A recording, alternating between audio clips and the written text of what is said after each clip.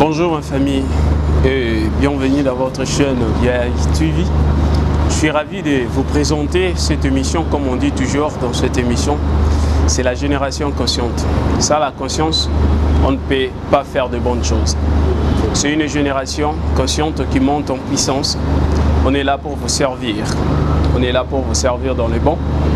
Comme on dit toujours dans notre émission, ta façon de faire des choses, ça peut influencer négativement ou positivement les gens qui t'entourent. Faites attention, pose bien des gestes pour que derrière toi, les gens ne puissent pas regretter.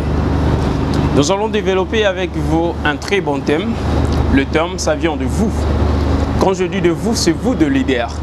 Cette chaîne est conçue pour vous. C'est vous qui donnez des idées. La génération consciente. Le thème est intitulé l'éducation. Un très beau thème qui nous préoccupe tous. Tout le monde a besoin d'être bien éduqué. Et sans l'éducation, on ne peut pas avoir des bons ministres et des personnes respectables. Nous allons développer avec vous. Il y a beaucoup de gens qui ont défini l'éducation de leur façon, de leur manière. Et que moi et vous, nous allons prendre quelques exemples pour que nous puissions avancer. Parmi les gens, il y a Eibar, il y a Larousse, il y a beaucoup de gens. Mais nous allons prendre la définition de Eibar pour voir qu'est-ce que Eibar a parlé à propos de l'éducation. Avant de mettre sur pied l'éducation de Eibar, j'aimerais bien commencer par un proverbe qui dit, dans ce proverbe, on dit il vaut mieux se disputer avec quelqu'un d'intelligent que parler à un imbécile. Et moi, je le dis dans mes mots, il vaut mieux se disputer avec quelqu'un bien éduqué que de reprocher à un mal élevé. Pourquoi je le dis? Parce qu'il y a des choses que nous rencontrons dans la vie quotidienne. Quand nous essayons un peu de reprocher quelqu'un de ce qu'il a fait, mais nous subissons tant de choses, nous allons évoluer ensemble. Eibar dit l'éducation et la préparation à la vie. Pour Eibar, il voulait nous dire, si quelqu'un est mal éduqué, cela veut dire qu'il a été mal préparé dans la vie. Donc nous, les parents, le futur parent, et vous, les parents, nous tous, nous avons le devoir de bien préparer nos enfants à la vie pour que demain, ces enfants puissent faire notre fierté. Donc, si vous préparez mal votre enfant, soyez sûr que demain, on dira cet enfant, il est mal élevé, il est mal éduqué, et c'est là la faute. Comme que nous, les parents, nous avons le devoir de bien préparer nos enfants dans la vie. Eibar a raison, mais j'aimerais bien que nous puissions prendre la deuxième définition de Larousse. Qu'est-ce que Larousse parle de l'éducation? Larousse dit l'éducation est l'action de développer les facultés intellectuelles, physiques et morales de l'homme. Là, c'est clair là-dessus que l'éducation est l'action de développer les facultés intellectuelles, physiques et morales de l'homme. Nous allons prendre la troisième définition qui est une définition d'un groupe de pédagogues. Ce sont bien défini l'éducation. J'aimerais bien qu'ensemble nous puissions poursuivre dans cette logique de pédagogue. Je mets un coucou à tous les pédagogues. Grâce à vous aujourd'hui, il y a des professeurs. Grâce à vous aujourd'hui, il y a des avocats. Grâce à vous, moi aussi, je suis en train de faire mon travail. Les pédagogues ont défini l'éducation étant comme l'adaptation permanente de l'homme en son milieu. Oui, l'éducation est l'adaptation permanente de l'homme en son milieu. Et qu'est-ce que le pédagogue voulait nous dire quand vous attendez que l'éducation et l'adaptation permanente de l'homme en son milieu. Cela, les pédagogues ont voulu nous montrer que le milieu a une influence qui peut influencer un homme jusqu'au point que cet homme puisse manifester les caractères de son milieu. Donc, les pédagogues ne se sont pas seulement limités comme Eibar qui dit l'éducation et la préparation à la vie. Et ils ont dit quand vous préparez votre enfant, quand vous êtes en train de préparer l'enfant pour la vie, sachez-le bien, il faut assainir aussi le milieu. De peur que ce que vous refusez pour vos enfants à la maison, que dans le milieu, que les enfants puissent tomber dans de mêmes erreurs. C'est ça, ce que les pédagogues ont voulu nous dire. Les pédagogues ont voulu nous rappeler pour nous dire, faites-vous attention. Et quand vous éduquez vos enfants à la maison, est-ce que dans vos milieux, vous faites aussi des bonnes choses? Qu'est-ce que vous amenez dans le milieu? Parce que quand vous refusez que votre enfant ne puisse pas le faire à la maison, et soyez sûr que dans le milieu, qui est la société, votre enfant va le faire. Et ça va tomber sur vous.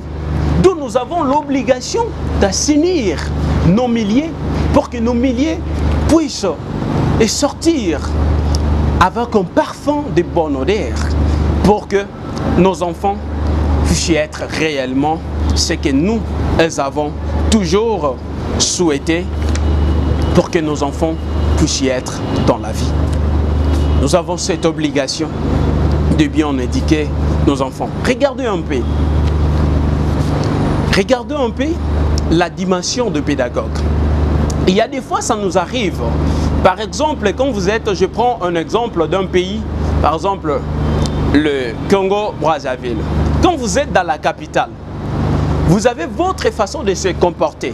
Il y a des gens qui arrivent de différentes provinces. Quand ils arrivent dans la capitale, il y a la facilité de détecter directement que la personne vient de telle province. Par exemple, il vient des Pointe-Noire. Pourquoi les gens ont compris directement que cet homme vient du Pointe-Noire? Parce qu'il a affiché un comportement que les gens du Pointe-Noire affichent. Et dans ce moment-là, nous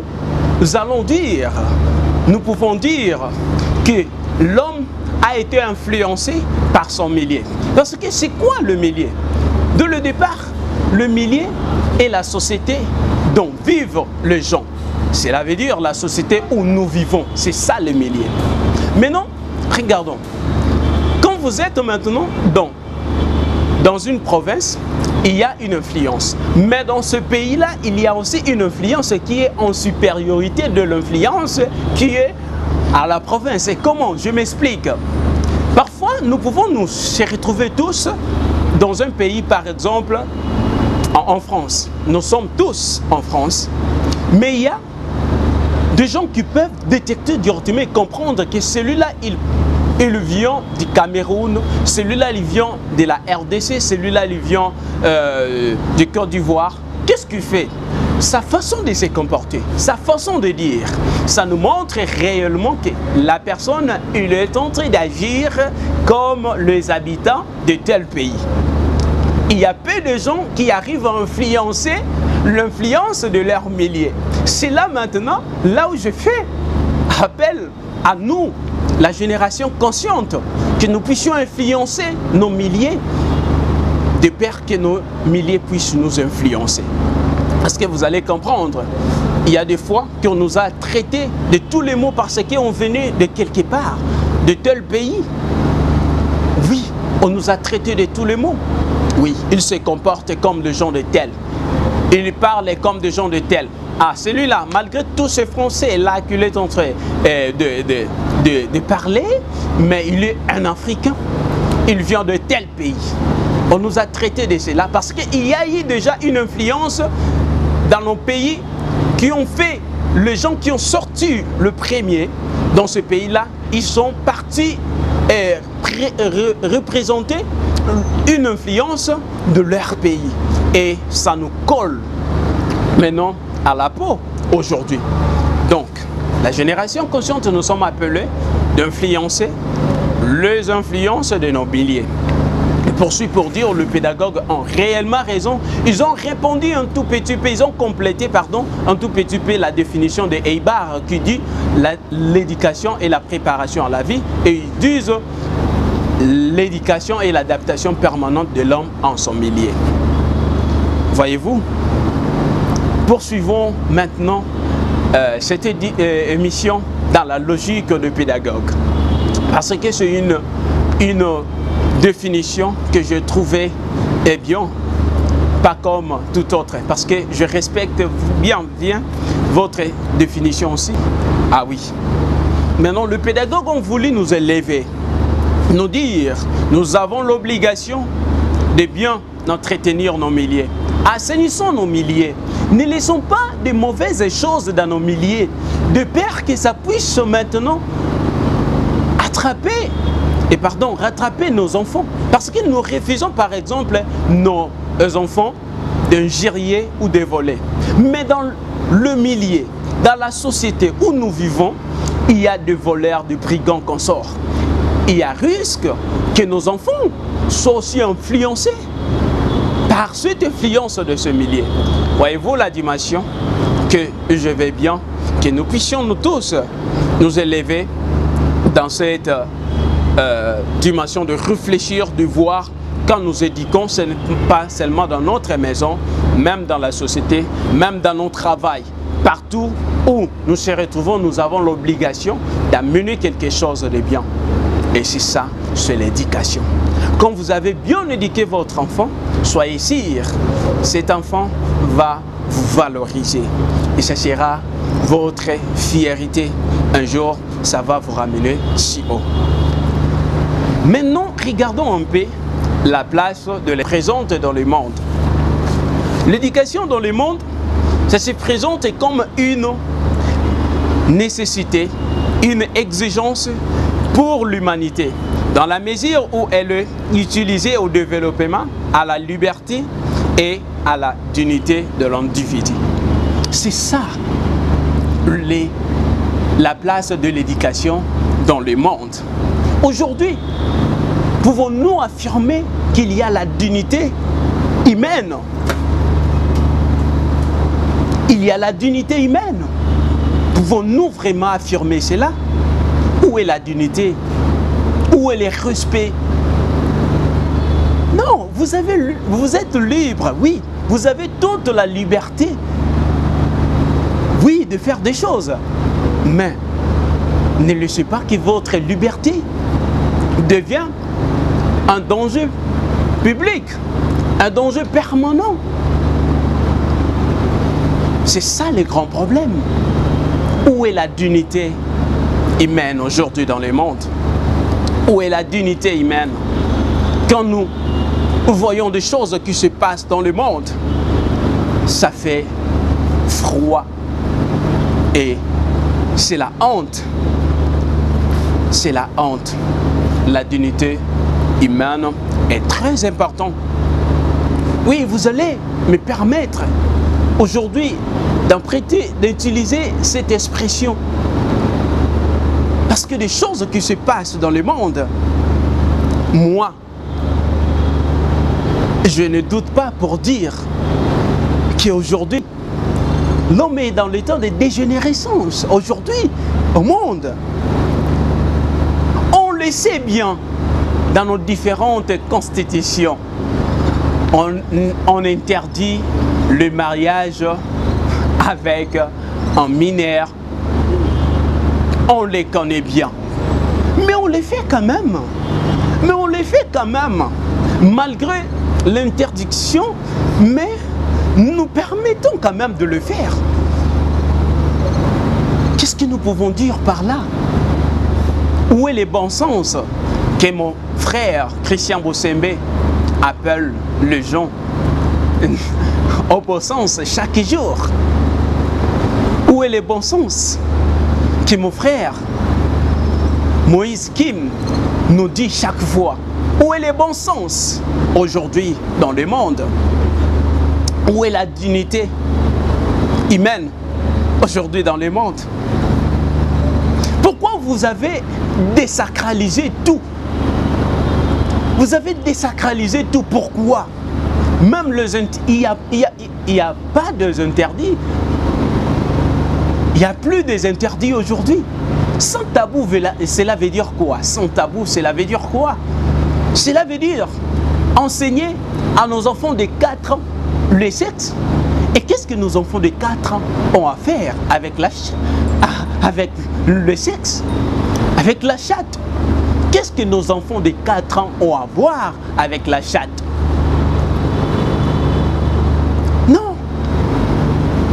La dignité humaine. On le dit et je le répète, je le répéterai toujours dans cette émission, que ce n'est pas encore tard d'opérer un bon choix. Oui, nous avons cette possibilité-là d'opérer un très bon choix. Que Allah nous aide à comprendre ce genre de choses.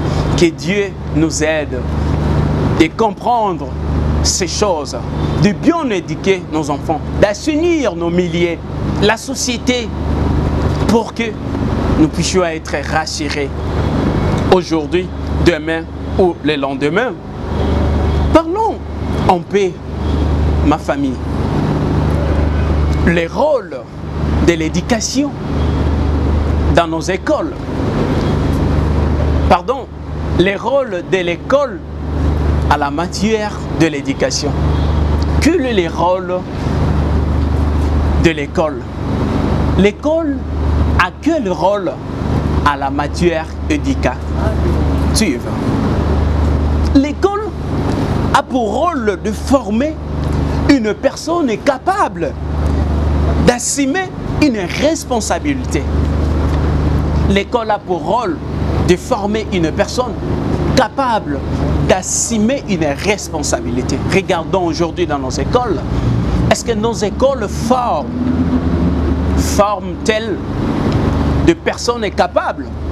Pouvons-nous affirmer cela? Ah oui, là ensemble avec vous, nous pouvons bien répondre à cette question. C'est une émission que nous présentons ça chaque jour avec vous, le leader. L'école aujourd'hui a failli à sa mission. Revenons au bon sens. C'est mieux les rôles de l'école. Mais moi j'aime ça, comme je l'ai dit dans mes propres mots, que l'école a un rôle de former une personne capable d'assumer une responsabilité, comme cela je viens de le montrer. Mais au-delà de cela, l'école a un rôle, une mission de former des personnes intègres, des personnes intègres, afin d'être accueillis dans le milieu de personnes intègres. Moi j'attends par l'intégrité, cela veut dire de former des gens incorruptibles, des gens irréprochables, des gens remplis de bon sens, de vertu. Les gens là, ce sont des gens à qui l'école a la mission de nous donner. Mais aujourd'hui dans nos écoles, les gens sortent dans nos écoles remplies de l'immoralité. La personne était partie pour comprendre, pour sortir sagement. Mais aujourd'hui, les gens sortent de nos écoles remplies de l'immoralité. C'est interdit. Nous appelons au bon sens dans nos écoles. C'est ça. Et j'appelle à tout le monde de bien éduquer nos enfants. C'est ça le grand thème que, avec vous, nous avons eu le temps de préparer, de comprendre.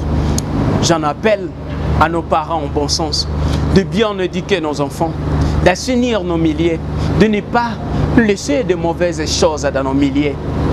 d'assainir nos milliers de biens. On ne peut pas éduquer un enfant en s'amusant. Oui, nous avons ce devoir ensemble. Maintenant, il y a un grand problème qui se pose aussi dans nos États africains. Là, j'aimerais bien en développer l'autre fois. Mais j'aimerais en profiter par cette occasion, faire l'appel à tout le monde, à toute personne de bonne foi. Oui, ce monde en a besoin. Oui, le pays africain en a besoin.